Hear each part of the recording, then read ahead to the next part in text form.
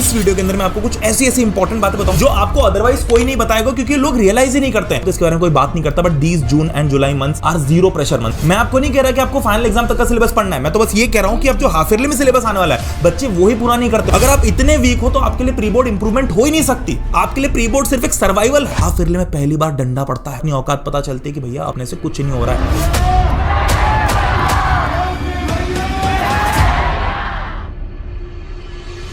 इस बार इस वीडियो के अंदर कोई जूस वूस नहीं, और इस बात का प्रूफ है कि ये वीडियो उस दिन रिकॉर्ड नहीं हो रहा है। तो फिर भैया सेम टी शर्ट कैसे है? तुम टी शर्ट को लेके मुझे जज क्यों? मेरे पास में कपड़े हैं भाई, बहुत कपड़े मेरे पास में। Alright, what's going on my lovely students people out there, welcome to the classes channel for class 10th on YouTube। और आज ये जो वीडियो होने वाला है, this is going to be different format of a video, क्योंकि इसके अंदर मैं आप लोगों को एक एग्जाम ओरिएंटेड बात बता रहा हूं। ये पहला वीडियो इस साल का जब मैं आपको कोई एग्जाम ओरिएंटेड बात बता रहा हूं, वो भी हाफ ईयरली। भैया हाफ ईयरली तो बहुत दूर है, हाफ ईयरली में तो टाइम है, अभी तो 2 महीने हैं, अभी तो 1.5 महीने, अभी तो 3 महीने भैया हाफ ईयरली में। इस वीडियो के अंदर मैं आपको कुछ ऐसी इंपॉर्टेंट बातें बताऊंगा जिससे आपको बहुत ज्यादा मेहनत तो मैं आपसे करवाना नहीं चाहता हूं कि आप दिन के 4-4, 6-6 घंटे पढ़ने लग जाओ। That we are not going to do at any cost. बहुत सारे बच्चों के समर वेकेशन के चल रहे हैं, तो समर वेकेशन को बहुत अच्छी तरीके से एंजॉय करना है, उसका टेंशन बिल्कुल लेना है। बट कुछ ऐसी चीजें हाफ ईयरली कर रहे हैं जो आपको पहले से पता होना बहुत जरूरी, क्योंकि मैं पिछले 5 सालों से लाखों बच्चों को देख चुका हूं कि वो एक पॉइंट पे बहुत ज्यादा फंसते हैं, और वो मैं आपको नहीं फंसने देना चाहता। तो ऑब्वियसली ऐसा मैंने लास्ट वीडियो के अंदर डिस्कस किया था, मेरे पास में बहुत सारी चीजें रेडी है, बहुत सारी चीजें रेडी है, जिसमें से कुछ चीजें हमने पिछले वीडियो में डिस्कस कर ली थी और कुछ चीजें अभी बाकी हैं। बट इस वीडियो के एंड में जो चीज एक्स्ट्रा में लेके आया हूं, मैं आपको इस वीडियो के एंड में पूरी एक समरी बताने वाला हूं कि कौन कौन से इंपॉर्टेंट पॉइंटर्स है हाफ ईयरली से रिलेटेड जो आपको अदरवाइज कोई नहीं बताएगा, क्योंकि लोग रियलाइज ही नहीं करते हैं। ये रियलाइज ही बहुत टाइम बात करते हैं। मैं आपको आज वो सारे पॉइंट्स रियलाइज करवा दूंगा। देखो, सबसे पहले तो इस पॉइंट पे आता है कि हाफ ईयरली की प्रिपरेशन के लिए अभी से क्यों लगना है, क्योंकि अभी इसके पहले तो पीटी एग्जाम आना है। तो PT exam should not be the ultimate goal हमारा हाफ ईयरली। पीटी एग्जाम बस एक प्रिपरेशन है, जो भी आपकी प्रिपरेशन, जो भी स्कूल के अंदर छोटी मोटी पीरियडिक टेस्ट, रिटन टेस्ट वगैरह होती है, वो सब। क्यों मैं हाफ ईयरली अभी इतना सा बोल रहा हूं? क्योंकि मेरी जान, जैसे ही आपकी हाफ ईयरली कंप्लीट होगी, स्कूल की स्पीड इतनी तेज हो जाएगी कि उसके बाद आपके लिए कोप अप करना बहुत मुश्किल होगा। And that is the reality. आप चाहे अपने सीनियर से पूछ लो, हाफ ईयरली तक अगर आप थोड़ा करके हाफ ईयरली जितना ही सिलेबस ठीक से पढ़ लेते हो, मैं आपको नहीं कह रहा कि आपको फाइनल एग्जाम तक का सिलेबस पढ़ना है, मैं तो बस ये कह रहा हूं कि अब जो हाफ ईयरली में सिलेबस आने वाला है बच्चे वही पूरा नहीं करते। और आज आप सोच रहे हो कि भैया अरे कैसी बातें कर रहे हो, मैं तो कर लूंगा पूरा, पर नहीं कर पाते हैं। क्यों नहीं कर पाते? क्योंकि वो हाफ ईयरली एग्जाम को फाइनल एग्जाम की तरह ट्रीट करते हैं। हाफ ईयरली के 15 दिन पहले बिल्कुल खतरनाक स्प्रिंट लगाना चालू करते हैं, ढेर सारा पढ़ना चालू करते हैं। अब उस चक्कर में क्या होता है, आपने कोई भी चैप्टर जब पढ़ लिया और हाफ ईयरली में लिख दिया, तो आप वहां पे पूरी उल्टी करके आ गए। उसके बाद में आप सब कुछ भूल चुके हो।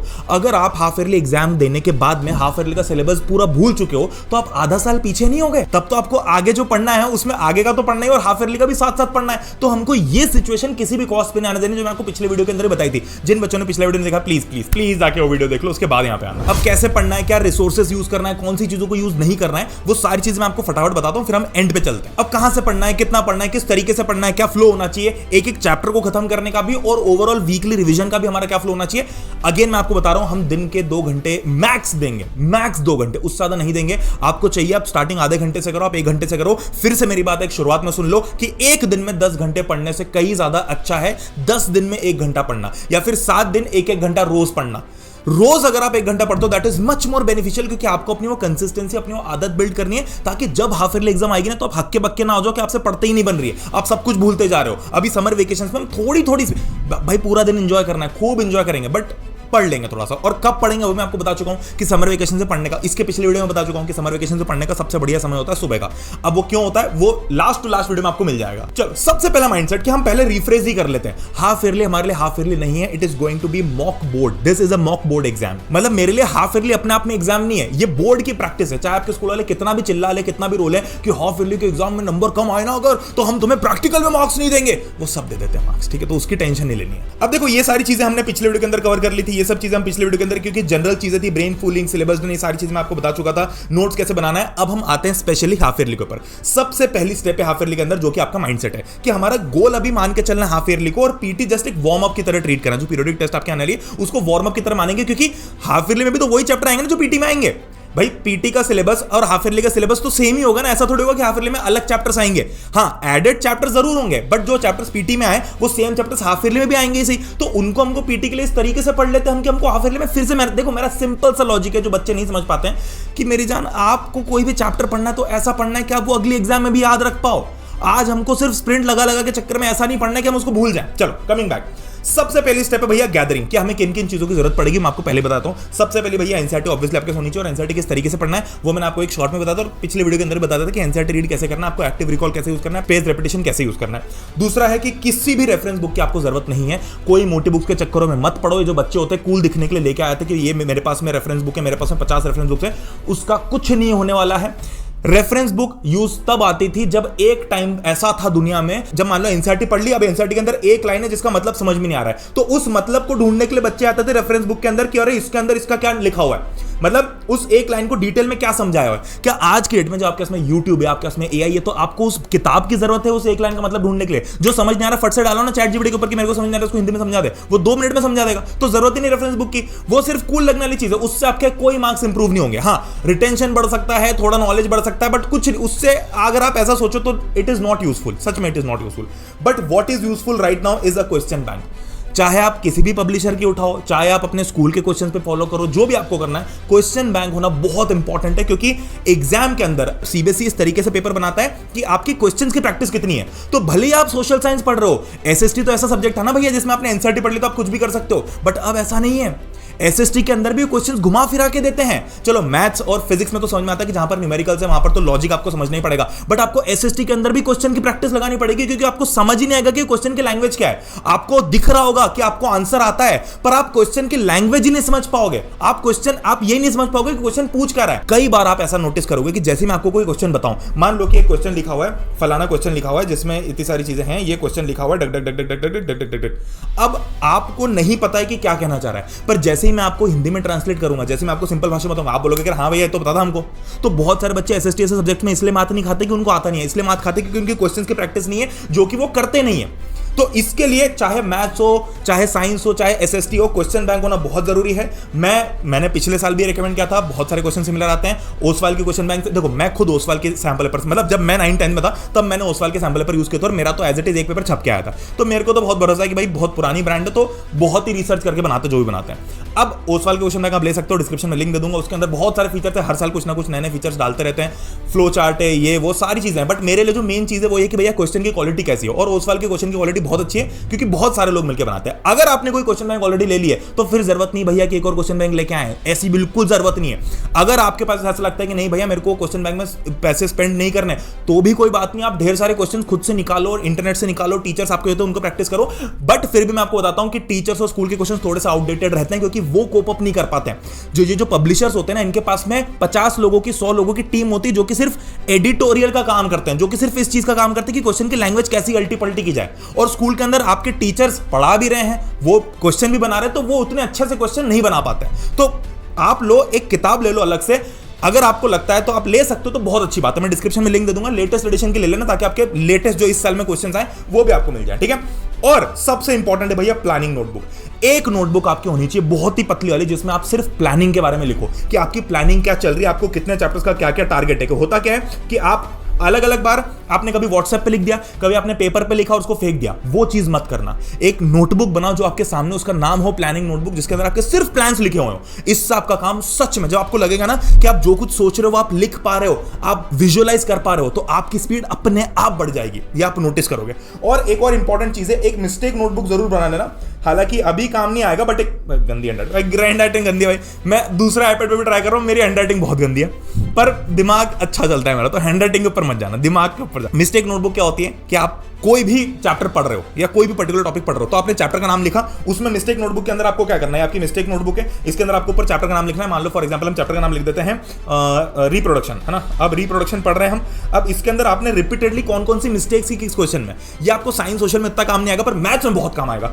आपने मैथ्स में कोई भी चैप्टर उठाया, मान लो मैथ्स में आपने उठाया सर्कल्स, अब सर्कल्स के अंदर आपने क्वेश्चन करना चालू किया, अब आपने क्या गलती की, आपने फॉर्मूला गलत लगाया, आपने साइन पलट दी, आपने सही से आपकी साइन नहीं लग पाई, या फिर अगर आप रिफ्लेक्शन वाला चैप्टर पढ़ रहे हो, रिफ्लेक्शन वाला चैप्टर पढ़ रहे हो, उसके अंदर आपने फोकस को नेगेटिव कहीं गलत जगह ले लिया, कहीं कॉन्वेक्स को कॉन्केव ले लिया, कॉन्केव को कॉन्वेक्स ले लिया, ये वाली अगर आपने प्रॉब्लम कर दी, तो वो आपकी मिस्टेक नोटबुक में जानी चाहिए। क्योंकि होगा क्या, आप डे 1 पे तो 10 मिस्टेक्स लिखोगे, डे 2 पे आप 8 लिखोगे, डे 3 पे आप 6 लिखोगे, डे 4 पे आप 4 लिखोगे, ऐसे करके एक दिन आएगा जब आपकी मिस्टेक्स खत्म होती जाएंगी। ये करना बहुत इंपॉर्टेंट है, क्योंकि इन सारी चीजों का ना टाइम बाद में नहीं मिलेगा। ये सारी चीजें आप अभी कर सकते हो। एक बार हाफ ईयरली हो गई, उसके बाद में इन सब चीजों का टाइम नहीं मिलेगा, तो अब अगर आप तब सोचोगे भी कि मैं ये सब करना चालू कर दूं तो बहुत मुश्किल हो जाएगा। और अभी हम ये सब बहुत कंफर्टेबली कर सकते हैं, इसलिए मैं करने का बोल रहा हूं कि हम चिल करके सारी चीजें कर सकते हैं। चलो अब एग्जीक्यूशन करना है। एग्जीक्यूशन किसी भी चैप्टर वाइज एग्जीक्यूशन की बात कर रहा हूं कि किसी भी चैप्टर को पूरी तरीके से पढ़ना कैसे। अब इसमें मैंने 3 फेजेस में डिवाइड किया हुआ है। एक तो हो गया आपकी बेसिक अंडरस्टैंडिंग। अब बेसिक अंडरस्टैंडिंग आप कुछ भी यूज कर सकते हो। अगर आपने स्कूल में पढ़ा हुआ बहुत अच्छी बात है, कोचिंग में अगर आप बैच में हो, यूट्यूब से वन शॉट पढ़ सकते हो आप, ये आपकी बेसिक अंडरस्टैंडिंग देगा। आप वन शॉट देके एग्जाम लिखने नहीं जा सकते, आप टीचर से पढ़ के एग्जाम लिखने नहीं जा सकते, आपको समझ भी नहीं आएगा, आपको लगेगा कि आपको सब समझ में आ गया, बट आप प्रैक्टिकली क्वेश्चंस नहीं कर पाओगे। ये रियलिटी। आप ये मत सोचना कि मैंने वन शॉट देख लिया भैया अब तो मैं तैयार हो गया, आप बिल्कुल तैयार नहीं हुए हो। दूसरी स्टेप है ओनिंग द चैप्टर। यहां पर आप एक्चुअली चैप्टर को ओन करते हो। ओन करने के लिए आपको किन किन चीजों की जरूरत पड़ती है, आपको प्रैक्टिस करनी पड़ती है। प्रैक्टिस कैसे करेंगे भैया? क्वेश्चन बैंक से या फिर स्कूल के मटेरियल से। स्कूल का मटेरियल आउटडेटेड हो सकता है, इसलिए अगर मैं प्रेफर करूंगा कि क्वेश्चन बैंक कर सकते हो। और एक और चीज कि आप मुझे टेलीग्राम पे फॉलो जरूर कर लेना। भैया क्यों कर लेना? क्योंकि जब हाफ ईयरली आएगी तब मैं आप लोगों के लिए हाफ ईयरली रॉयल की सीरीज लेके आता हूं। मैं पिछले 2 साल से लेके आ रहा हूं। It is the most successful series half yearly की यूट्यूब के ऊपर, क्योंकि मैं आपको पूरे हाफ ईयरली के पेपर बना के देता हूं। मैं आपको हाफ ईयरली के सारे इंपॉर्टेंट क्वेश्चंस निकाल के देता हूं कि स्कूल अपने टेम्परामेंट के हिसाब से कैसे क्वेश्चन सेट करे। देखो बोर्ड का लेवल अलग होता है, स्कूल का लेवल अलग होता है, तो स्कूल किस तरीके के क्वेश्चन सेट कर सकता है वो मैं आपको देता हूं। तो इसलिए टेलीग्राम पे मुझे फॉलो कर लोगे अगर, तो हम जुड़े भी रहेंगे, मतलब कनेक्टेड रहेंगे। और तीसरा है एक्सप्रेस करना। एक्सप्रेस करना मतलब जो भी आपने लिखा है, जो भी आपने पढ़ा है, जो भी आपने याद किया, जो भी आपने प्रैक्टिस किया, उसको आपको एक्सप्रेस करते आना चाहिए। मतलब आपकी राइटिंग स्किल होनी चाहिए। अगर आप लिख नहीं सकते हो, देखो दुनिया का बहुत ही महान आदमी अगर अपना नॉलेज एक्सप्रेस नहीं कर सकता तो वो किसी काम का नहीं है, ठीक है। और अगर कोई आदमी जो भले ही जिसमें कम नॉलेज और वो एक्सप्रेस बहुत अच्छा करता हो, तो भैया सब लोग उसको महान समझेंगे, ठीक है। अब मुझे एकदम से ऐसा लग गया कि भाई एक्सप्रेस तो मैं भी बहुत अच्छा करता हूं, मेरी भी बोलने की स्किल्स तो बहुत अच्छी, पर तुम ये मत समझना कि मैं दूसरी कैटेगरी का हूं। मैं पहली और दूसरी कैटेगरी में मिक्स हूं, ठीक है। मतलब 9 दुनिया का तो ज्ञान हो सकता है मुझे ना हो, पर 9-10 का तो खूब ज्ञान है। मतलब ऐसा खून के अंदर बसी हुई है 9th। ऐसा यहाँ पे 9th की नसें दौड़ रही है, यहाँ पर 10th की दौड़ रही है, यहाँ पर नीट की चल रही है, इधर जेई की चल रही है, इधर 12th की चल रही है, तो पूरे शरीर में उन्हीं नसों का खून दौड़ रहा है, ठीक है। चलो अब एक्सप्रेस कैसे करेंगे? मैं नहीं बोल रहा कि भैया आप अभी सैंपल पर अटेम्प्ट करो, भाई अभी सैंपल पर अटेम्प्ट नहीं करना है हमको, पर हमको इतना जरूर करना है कि जो भी हम प्रैक्टिस कर रहे हैं, एक बहुत इंपॉर्टेंट रूल बताता हूं, जो भी हम प्रैक्टिस कर रहे हैं इस प्रैक्टिस का 30% हम फेयर करें। क्या होता है, हम प्रैक्टिस तो भैया रगड़ करके बिल्कुल रबड़ी बना देते प्रैक्टिस की। कोई भी आंसर फॉलो करते हैं तो कुछ भी गड़गड़ करके लिख देते हैं कि भैया हाँ हमारा तो आंसर हो गया। पर अगर आप उसको थोड़ी इज्जत से करोगे, थोड़ी सही ढंग से करोगे, तो क्या होगा कि आप 30% आपका फेयर हो गया, 30% आपने सही ढंग से लिखा, इज्जत से लिखा, हर एक आंसर को हर एक तरीके से लिखा। अब बाकी 70% भले आप फेयर कर दो, है ना, मतलब भले आप रफ कर दो कि आपने टेढ़ा मेढ़ा जैसे आपको लिखना था ऐसा आपने लिख दिया, बट 30% आपने फेयर कर दिया। ये करोगे अगर आपका तो बहुत काम आसान हो जाएगा, ठीक है। अब एग्जाम्पल तो क्या मैंने पीछे लिख के एग्जाम्पल आपको बता दिया। अब वीकली रिव्यू रिचुअल, भैया ये क्या चीज है? हर एक चीज को आपको वीकली रिव्यू करना है 15 मिनट्स अ डे। मतलब आपने जो भी एक दिन पहले पढ़ा, अगर आपने आज के दिन में सिर्फ 15 मिनट उसको उठा के देख लिया, ओनली 15 मिनट्स, और पूरे वीक में आपने सिर्फ आधा घंटा दे दिया, मतलब मैं आपको पूरे हफ्ते में आधा घंटा कह रहा हूं, आपने संडे का दिन उठाया, उसमें सुबह आधा घंटा आपने जब भी उठाया, या सैटरडे को रात को आपने आधा घंटा उठाया, और आपने जो भी पूरे वीक में पढ़ा उसको बस आपने एक बार ब्रश अप कर लिया कि आपने क्या क्या देखा। आप मानोगे नहीं मेरी बात कि आप कितने आगे पहुंच जाओगे। लगता है ऐसा कि भाई आधे घंटे में क्या होगा, हमको याद थोड़ी होगा, बट आप जब वो रिपीटेडली करते हो ना, तो चीजें रिपीट होने से याद होती हैं, चीजें रीअकर होने से याद होती हैं, ठीक है। और तो ये 15 मिनट्स अ डे और 30 minutes a week keeps a प्रणय, मतलब मेरे प्रणय मतलब कि अगर मैं डॉक्टर हूं इसका तो मुझे दूर रखेगा, मतलब आप ढंग से खुद से अपनी प्रिपरेशन कर पाओगे, ठीक है। अब मैंने आपको ये एक्टिव रिकॉल, स्पेस रेपिटेशन, ये एनसीईआरटी को किस तरीके से रीड करना है वो मैं आपको ऑलरेडी बता चुका हूं। हालांकि मैंने इस वीडियो के लिए प्लान किया था, बट मैं आपको चूंकि ऑलरेडी बता चुका हूं तो उसको मैं यहां पर लेके आऊंगा। मैं आपको लेके आऊंगा सबसे इंपॉर्टेंट पॉइंट्स पे कि भैया द एक्चुअल वर्किंग प्लान क्या है। समर वेकेशन में, अब मैं फटफट आऊंगा इस पे। समर वेकेशन में कोशिश करने की आप 30% सिलेबस कंप्लीट कर लो। मैं आपको 100% नहीं करने का बोल रहा, हाफ ईयरली का भी 100% करने का नहीं बोल रहा। मैं कह रहा हूं कि हाफ ईयरली में जितना आ रहा है ना उसका भी 30% अगर आपने इज्जत से कंप्लीट कर लिया समर वेकेशन में, तो आप बहुत आगे निकल गए हो। सच में बहुत, आपको लगेगा भैया बहुत कम है, बट सच में आप बहुत आगे निकल गए। मैं तो पूरा सिलेबस करने का भी नहीं बोल रहा, मैं तो हाफ ईयरली का भी 30% करने का बोल रहा हूं सिर्फ, ठीक है। चैप्टर को ओन करना स्टार्ट करना, ये ध्यान रखना कि half yearly generally very difficult. आपके स्कूल के टीचर्स जानबूझ के हाफ ईयरली को डिफिकल्ट सेट करते हैं ताकि आपका दिमाग में टेम्परामेंट बन जाए। और just a bit of consistency, थोड़ी सी कंसिस्टेंसी चाहिए और कुछ नहीं चाहिए। हाफ ईयरली तक सबको ऐसा लगता है, ये बहुत इंपॉर्टेंट पॉइंट है, हाफ ईयरली तक मेरे ध्यान से सुनना, हाफ ईयरली तक सबको ऐसा लगता है कि हम बहुत अच्छे से पढ़ रहे हैं, हमारी पढ़ाई बढ़िया चल रही है, अरे कोई टेंशन ही नहीं लाइफ में, तब तक सब चिल होकर चलते हैं क्योंकि हमको लग रहा है कि जो हम कर रहे हैं वो बिल्कुल सही है। पर हाफ ईयरली में पहली बार डंडा पड़ता है, पहली बार अपनी औकात पता चलती है कि भैया अपने से कुछ नहीं हो रहा है, तब पहली बार स्ट्रेस आता है, तब पहली बार एंग्जाइटी होता है, तब पहली बार ऐसा लगता है कि भैया फाइनल बोर्ड में क्या करेंगे जब हमसे हाफ ईयरली नहीं निकल रही है। तो और ये अब ये फेज होगा और इस फेज में मैं आपको पूरी तरीके से हेल्प करूंगा। और एक इंपॉर्टेंट चीज है कि सिलेबस कंप्लीट करने के पीछे नहीं भागना है, मिस्टेक्स को करेक्ट करने के पीछे भागना है। ये मत सोचना कि भैया वो उसका ना 5 चैप्टर हो गया हाफ ईयरली के, उसके समर वेकेशन से 5 चैप्टर हो गए, मेरा तो 2 ही हुए हैं। मैं कह रहा हूं उसके 5 होने दो, तुम्हारे 2 ढंग से हो गए हैं क्या? तुम अगर ये बोल सको कि भैया इन 2 चैप्टर्स को आई ओन द ब्लडी चैप्टर्स, अगर इतने कॉन्फिडेंस से बोल सको तो उसके 5 भी किसी काम के नहीं, आपके 2 बहुत ज्यादा काम के। और सबसे इंपॉर्टेंट चीज है कि जो मैं आपको ऑलरेडी बता चुका हूं कि कुछ रियलिटी हाफ ईयरली की बात की कि स्पीड बहुत तेज हो जाती है, और ये जो जून और जुलाई के महीने होते हैं इसके बारे में कोई बात नहीं करता, but these June and July months are zero pressure months. तब तक आपके दिमाग पे कोई प्रेशर नहीं है। जब हाफ ईयरली आएगी उसके 10 दिन पहले प्रेशर बिल्ड होता है। देखो बोर्ड्स के तो 1 महीने पहले प्रेशर बिल्ड हो जाता है, पर हाफ ईयरली के 10 दिन पहले प्रेशर बिल्ड होता है। अब होता क्या है कि आपके दिमाग में भले प्रेशर बिल्ड हुआ ना हो, पर स्कूल का तो आधा सिलेबस कंप्लीट हो गया। अब क्या होगा भैया प्रैक्टिकली अगर आप देखो तो कि जून या जुलाई के टाइम पे आपके दिमाग में है जीरो प्रेशर और आपने इसी तरीके से पढ़ाई की हुई है। अब एकदम प्रेशर आएगा, आप एग्जाम में जाओगे हाफ ईयरली में और आप ढंग से स्कोर कर नहीं पाओगे, तो जो प्रेशर का जो इंक्रीज है वो ड्रास्टिक होता है, 0 to 100 होता है। पर हमको ऐसा नहीं करना, हमको थोड़ा थोड़ा प्रेशर, मतलब थोड़ा थोड़ा अगर हम रोज पढ़ते रहेंगे, और प्रेशर का मतलब ये होता है कि आप बस पढ़ रहे हो, आप कंसिस्टेंटली पढ़ रहे हो। अगर आप रोज 10 20 30 40 ऐसा प्रेशर करोगे और मान लो आपको 70 प्रेशर तक आप पहुंच गए कि मतलब आपने इतनी पढ़ाई कर ली कि आप रेगुलरली पढ़ रहे हो, तो वहां से अगर आपका प्रेशर थोड़ा बढ़ता भी तो आपको उतना टेंशन नहीं होगा, क्योंकि शिफ्ट उतना बड़ा नहीं होगा। ध्यान से सुनना, इंपॉर्टेंट पॉइंट है, रिपीट करके सुन लेना जो मैंने बोला। अगर आप लोग अगस्त तक वीक हो, यानी कि अगर आप प्री बोर्ड, ये ध्यान से सुनना, अगर आप अपनी हाफ ईयरली एग्जाम तक वीक रहते हो, अगर आपके चैप्टर स्ट्रांग नहीं है, कंसेप्ट स्ट्रांग नहीं है, तो आपके लिए जो प्री बोर्ड्स होंगी ना वो सर्वाइवल मोड होंगी। एक्चुअली प्री बोर्ड्स क्यों होती है? ताकि आप इंप्रूव कर पाओ, पर आप इंप्रूव नहीं करोगे, आप सर्वाइवल मोड में ही रह जाओगे, आप जिंदा रहने की ही सोचोगे, आप कुछ बड़ा नहीं कर पाओगे। ये बहुत रियलिटी है। और मैं तब भी ये नहीं बोल रहा हूं कि आपको अगस्त तक आता था पूरा सिलेबस करना है, मैं बस ये कह रहा हूं कि मैक्सिमम बच्चे 90% बच्चे अगस्त तक आता था बिल्कुल जीरो रहता है। अगर आप इतने वीक हो तो आपके लिए प्री बोर्ड इंप्रूवमेंट हो ही नहीं सकती। आपके लिए प्री बोर्ड सिर्फ एक सर्वाइवल है। तो आप प्री बोर्ड 1 में सर्वाइव करोगे, जैसे जैसे करके आप ऊपर आए पानी में, फिर आप प्री बोर्ड 2 में वापस नीचे डूब गए, फिर जैसे जैसे ऊपर आए, तो आप इंप्रूव कब होगे? और पलक झपकते आपकी बोर्ड्स आ जाएंगी। तो ये जो महीने इनमें आप इजीली अच्छी तरीके से कर सकते हैं और आप सारी चीजें कंफर्टेबली कर सकते हो, इसलिए मैं आपको सारी चीजें बोल रहा हूं। ठीक है, अब एक और चीज बोल रहा हूं, डोंट बी टू हार्श। हमको कोई भी चीज 1 टाइम नहीं करनी, हमको अपनी वाइफ बनाना है किसी को।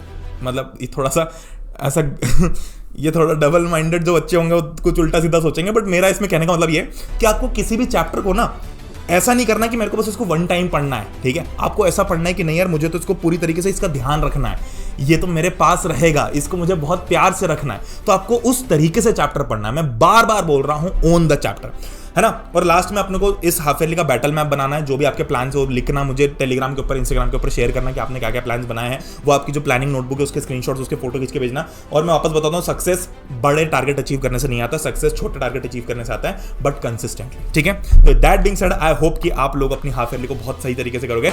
आज के इस वीडियो को इतना ही समाप्त करते हैं, है ना। और बहुत ज्यादा स्ट्रेस नहीं लेना कि भैया हाफ ईयरली के अभी से सोचने बैठ जाए, नहीं, ऐसा नहीं करना। हाफ ईयरली के लिए नहीं सोच रहे हम तो ये सोच रहे हैं कि भैया हाफ ईयरली तक अगर हमने थोड़ा थोड़ा कर लिया ना तो हम बहुत आगे पहुंच जाएंगे बोर्ड्स के लिए। तो अभी थोड़ा थोड़ा करने को कह रहा हूं मैं, ये नहीं कह रहा कि हाफ ईयरली तक पूरा सिलेबस ही हो। अरे भाई बकवास है, सब बकवास है। पूरा सिलेबस करने पे फोकस करना ही नहीं है। ये ध्यान रखना है कि एक चैप्टर करे पर साला ऐसे करे कि यार सब याद रखें।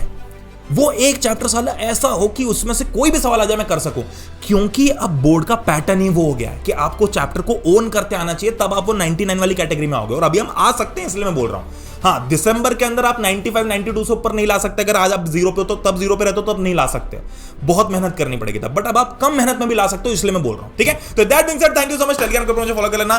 जो मैंने बुक्स बताए उनके लिंक डिस्क्रिप्शन में डाल दूंगा। हम लोग मिलते हैं अगले वीडियो के अंदर। सब्सक्राइब करके बेल आइकन दबा देना ताकि आपको नोटिफिकेशन मिल जाए। टेलीग्राम के ऊपर मुझे ज्वाइन कर लेना, इंस्टाग्राम के ऊपर कर लेना, और बाकी टेंशन की बात नहीं, मैं हूं। ठीक है, चलो, love you all, bye bye.